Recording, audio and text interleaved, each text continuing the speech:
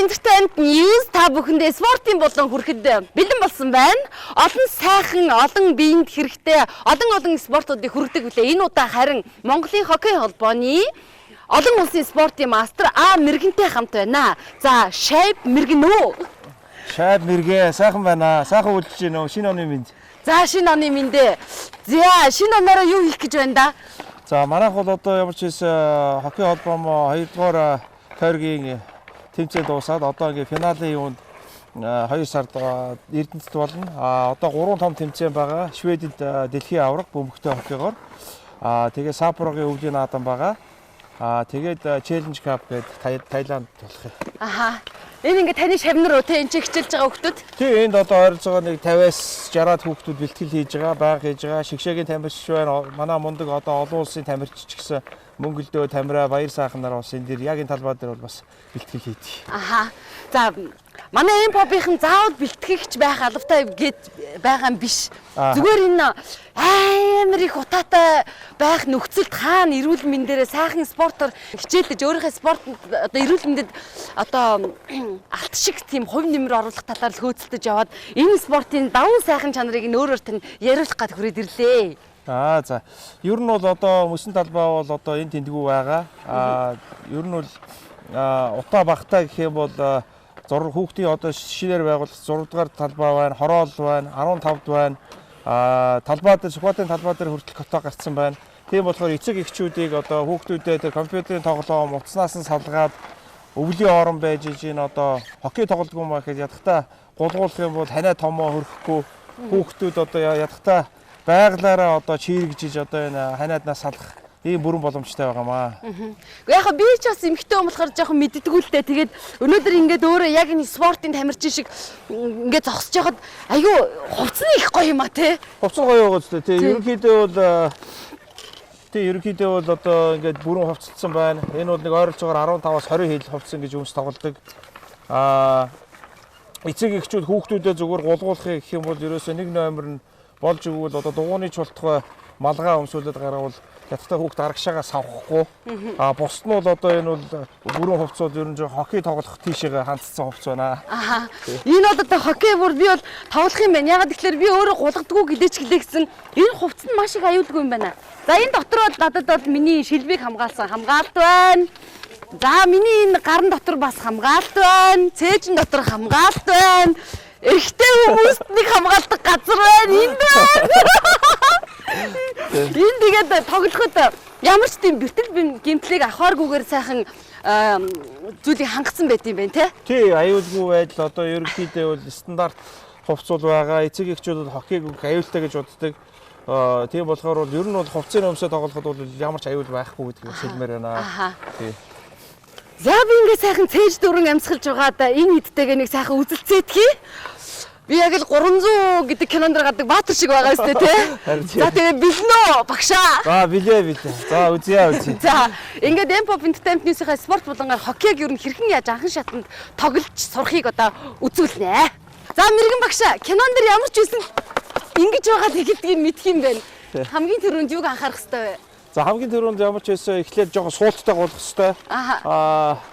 Түрүү хийсэн хүүхдүүд их арагшаага савх байх хэрэгтэй. Тэгээ ер нь яаж мөсөн дээр гараад зүг голгож байгаа гэхээр жоохон суугаа голохоор ингээ би чи өөрөө яваад эхэлнэ. Өөрөө. Тий, тэгэхээр хөл бол ерөнхийдөө суулттай байгаа нөхцөлд арагшаага ямар ч байсан савхгүй өөр хүмүүс хажуугаар ирээ шүргсэн ч гэсэн ингээ унчихгүй тий. Би бол таны ингээ мөргөл зөргөж бол болох нь биш тий. Тий, ерөнхийдөө бол жоохон суултан дээр бол тэгээд хүм мөргсөн ч гэсэн жоохон баланс тогтоо үүсчихэ гэсэн үг. За энэ дээрээ тэгээд одоо хөдөлгөөнөө залгаад тэгээд гуулгана гэсэн үг дээ. За энэ шайб маань байна. Шайбыг бол ингэнгээд байгаа штэ. Ингэж хуурдаг гэдэг байгаа тий. За өөр шайба өөрөө болохоор нэг ойролцоогоор 300-аас 300 грамм байгаа. Энэ шайб бол чанга цогох юм бол нэг ойролцоогоор 200 км хурдтай явдаг. Бид нар өөрсдөө гуулгаад конькигаараа одоо тишүүрээрээ гуулгахад бол нэг ойролцоогоор 60 км хурдтай гуулгадаг. Бусад одоо өсөрж хараадаг спортыг бодвол хамгийн гол нь бид нар нэг юм төмөр эрен дээр тоглож байгаа болохоор жоох өөрийгөө тогтоох тиймэрхүү юмнууд нь жоох арай жоох хоккейд хөндрөлтэй байдаг. Бусдаар бол ерөөсөө хөлн дээрээ тогтоо тэгээ зөв техникийг сурсан багтвал энэс гоё одоо спортууд, өвлийн спортууд ер нь миний хувьд ч тэгээ байх Хаач байхгүй. Хаач байхгүй. Зүгээр ямар ч эвсэлгүй хүн байлаа гэхэд ер нь сарын дотор тоглож сурах уу? Сарын дотор бол яг тоглож сурахгүй, сарын дотор ерөнхийдөө гулгах техникийг бол сурчмаар байгаа. Бол болно гэж үзэж байна. Тэгээ хөлн дээр ямар ч байсан гой тогтдог болчдөг. Тэгээ тэрэн дээрээс ганц хоёр жийчдэг. Тэгээд бүр ингээ явах юм бол хоккей жамууг бол нь тогтоод явах хэрэгтэй. Тэгээ дараа нь эргэх хэрэгтэй.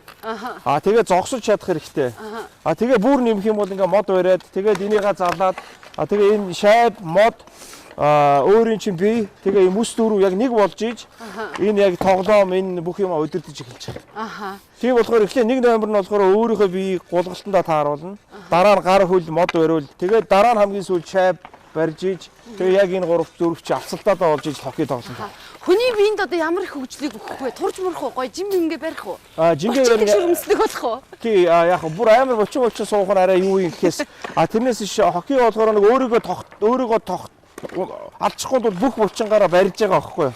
Нэг эсэндээ арагшаас авчихгүй, урагшаас авчихгүй бүх булчин ажиллаж байгаа. Тийм болохоор усан сэлж байгаатай адилхан ерөөсөө бүхэл бие чинь ажиллаж байна гэсэн үг. Тусгай ингээд өөр дасгал масгал хийх шаардлага байхгүй. Юу нэ агаар дээр л усан сэлдээд байгаа юм байна шүү дээ, тий? Ер нь агаар дээр л усан сэлж байна гэсэн үг. Бараг тий. Тий. Гоё. Ийм жишээ байдгүй. Яг хоккей тоглоё гэж орж ирсэн чинь нэх гоё гулгасан чи гоё санагдаа шууд бүр ийм гулгуурын ийм спорт руу орсон хүмүүс байдаг болоо. Тий, гулгуур чи өөрөө дотор зөндөө байгаа шүү дээ.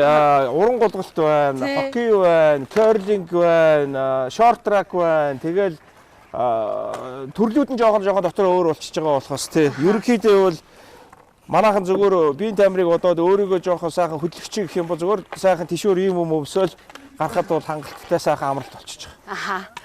За. Info Entertainment News-ийн спорт болон энэхүү та бүхэнд жоохон мэдээллийг хүргэлээ. Тэгэхээр мэрэгэн багш та яг одоо манай үзэгчид бид надтай хамт хоккей тоглохын гайхамшигыг өвлийн хамгийн гайхамшигтай спортоор аялуулаач. За тэгээ. За хойлоо тоглох уу? За тэгээ хойлоо. За надаас булаагаад аа.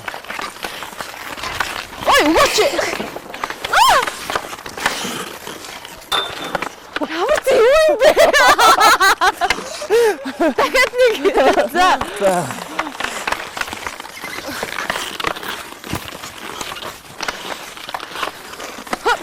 Авсан даа.